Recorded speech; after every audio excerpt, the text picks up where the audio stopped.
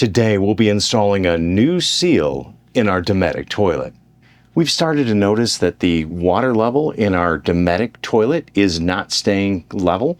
It's actually going down, so over time, which indicates to me that our seal is going bad. And since our Airstream is a 2018, and as near as I can determine, this is the original seal in our Dometic toilet, it's probably time to change that out. So hopefully we're going to demonstrate the entire process of how to change the seal in your Dometic toilet in the right way to do it. And I'm going to have links to everything like these seals in the product description, and I'll probably throw a QR code up on the screen as well. In fact, let's do that. Let's put one right here, right now. Now, a couple of things that you're going to need to get this done, to get it done correctly, is of course your replacement seals, the right ones for your Dometic toilet.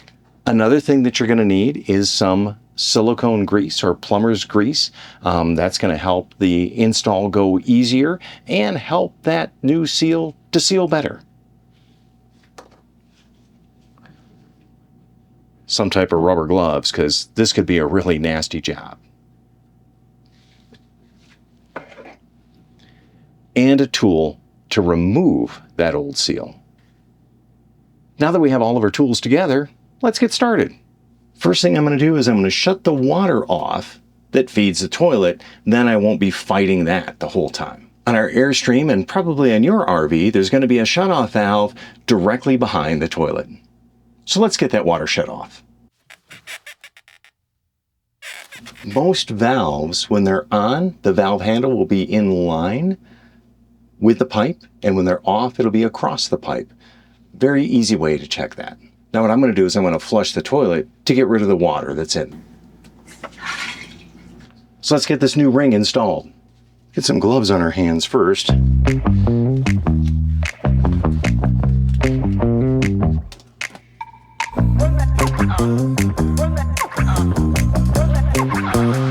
We're going to grab the seal that's right there and get it out of there. We should be able to kind of pry it loose. We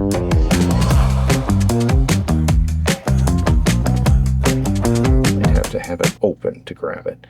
And we want to make sure that we don't drop it.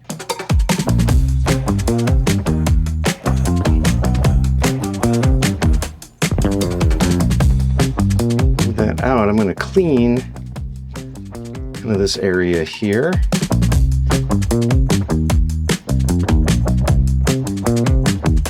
Okay, with that all cleaned up, we're going to mount our new seal in the toilet. So let's get this opened up.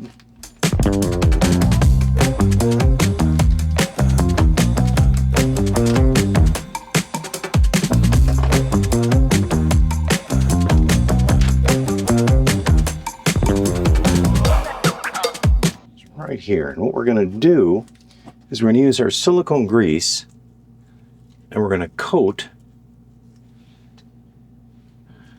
the ring with it. Silicone grease going. What I really want it is in here. And we'll just kind of smear this stuff around a bit.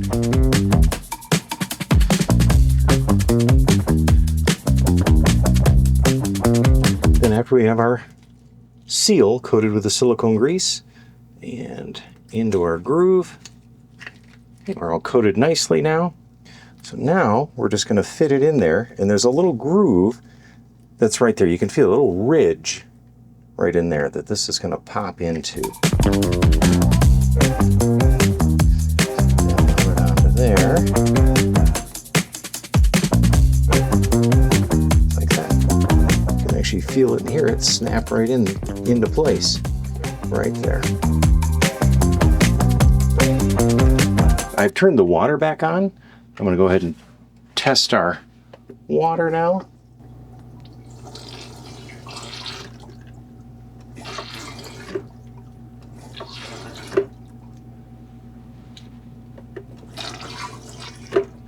And now a trick to remove gloves, remove them inside out of each other. This one inside there. And that one just like that. And it really is that simple. That ring just pops right into place, and the difference in the feel in the flush of the toilet, how you can just feel that ball totally seal right on there. That flush valve is kind of curved. It's almost like a almost spherical in shape, how it goes across. And the feel of the flush valve and the water sealing is totally different than it had been. And I think this is one of those items that isn't too bad to have, and I did get a 2-pack of these things. It was pretty much the same price as a single pack. And again, I've got the link in the description below, and I'm going to throw that QR code again right here of the ones that I ordered that definitely do fit our Dometic toilet. So this is an easy do-it-yourself project that I know you can do. It's really not that hard. You just kind of have to get over the mental ick factor of being in the toilet and working with a toilet. But really, put on a pair of gloves.